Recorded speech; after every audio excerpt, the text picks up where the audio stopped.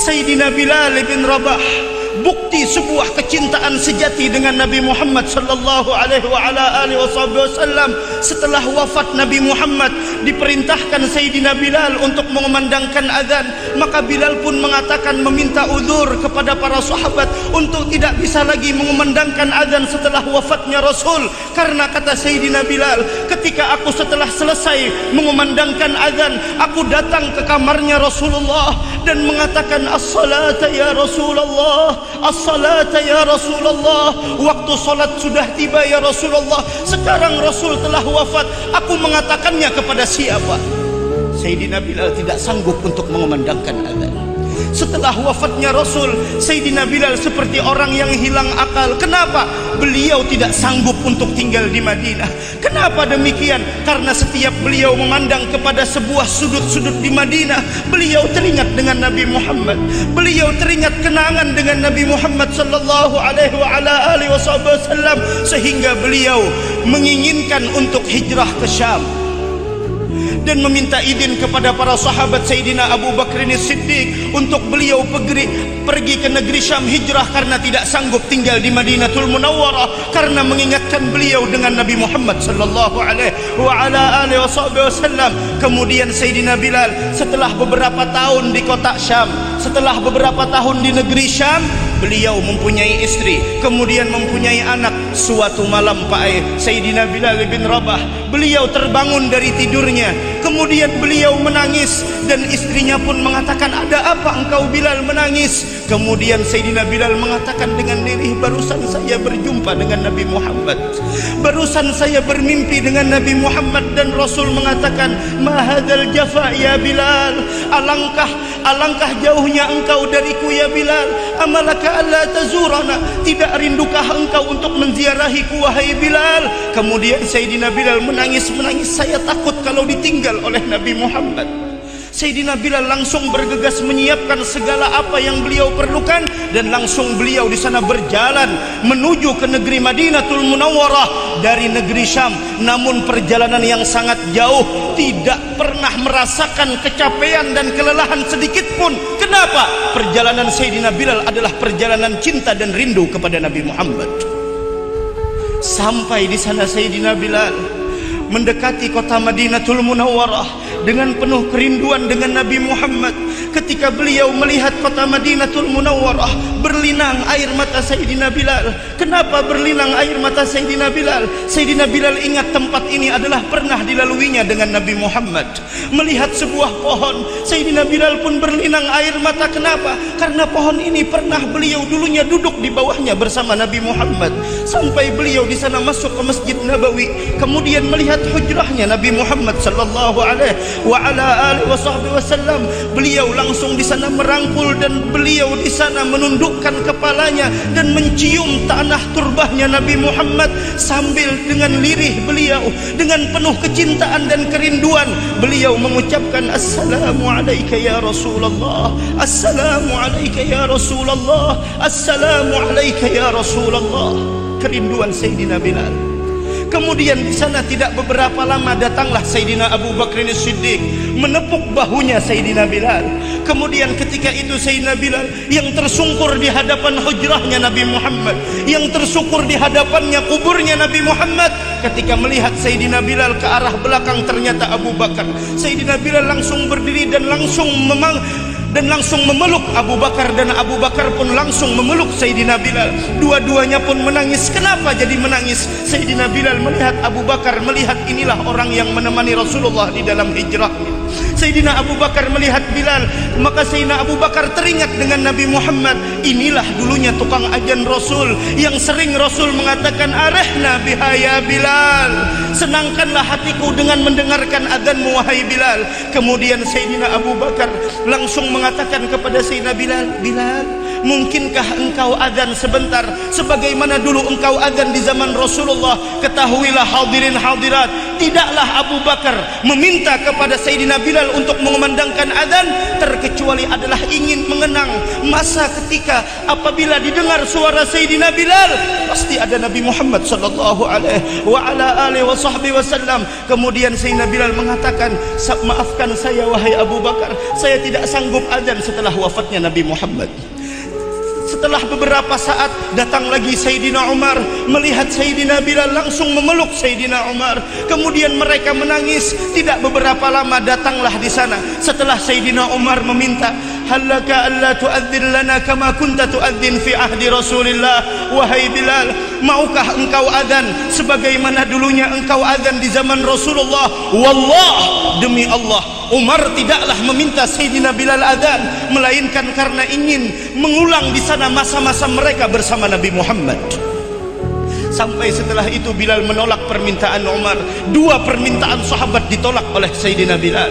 Datanglah Sayyidina Hasan dan Husain, cucu Nabi Muhammad sallallahu alaihi wa ala alihi wasallam, yang mana Sayyidina Hasan adalah orang yang paling mirip dengan Nabi Muhammad dari kepala sampai ke pinggang beliau, dan Sayyidina Husain adalah orang yang paling mirip dengan Rasul dari pinggang sampai ke ujung kaki beliau. Ketika melihat Sayyidina Husain dan Hasan, Sayyidina Bilal langsung berlari dan mencium Sayyidina Hasan dan Husain sambil berlinang air mata dan mengatakan, terima kasih wahai Allah, aku datang ke sini rindu dengan kekasihmu Muhammad, namun kau kirim cucunya Hasan dan Husain. Wallah, saya temukan aroma Rasulullah di batang tubuh mereka. Kemudian Sayyidina Hasan dan Husain meminta kepada Bilal, Bilal, maukah engkau azan sebagaimana dulunya engkau azan ketika kakek kami masih ada?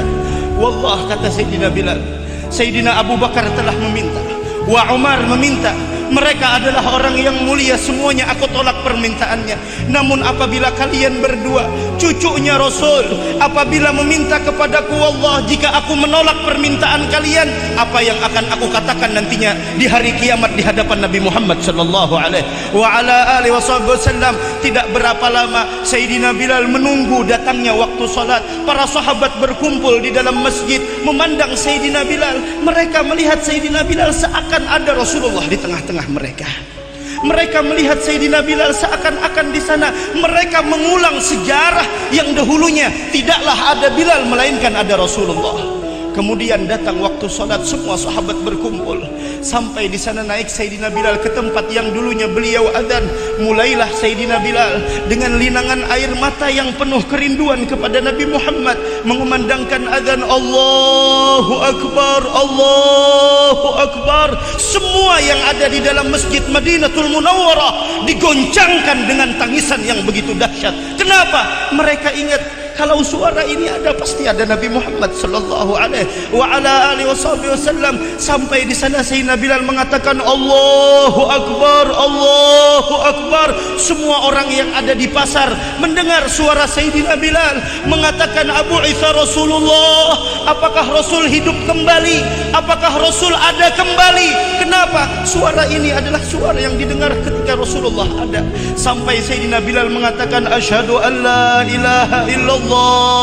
Semua perempuan-perempuan yang ada di rumah tidak mampu menahan dirinya di rumah, sehingga mereka keluar rumah sambil mengatakan, Abu Isa Rasulullah, apakah Rasul hidup kembali? Sampai di sana Sayyidina Bilal bin Rabah mengatakan, asyhadu anna Muhammadar Rasulullah.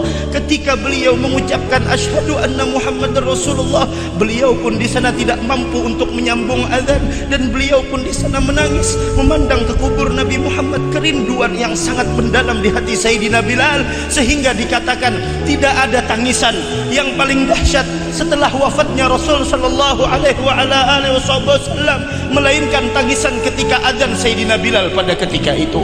Dari karena itu, kalau benar-benar mereka adalah orang yang mana di sana Rasulullah hidup di dalam hati mereka, kalau kita yang hadir pada saat ini benar-benar cinta dengan Nabi Muhammad, menghidupkan Rasulullah ada di dalam hati dan sanubari kita, maka buktikan dengan rumah kita jangan ada lagi diwarnai dengan hal-hal yang tidak diridhai Allah.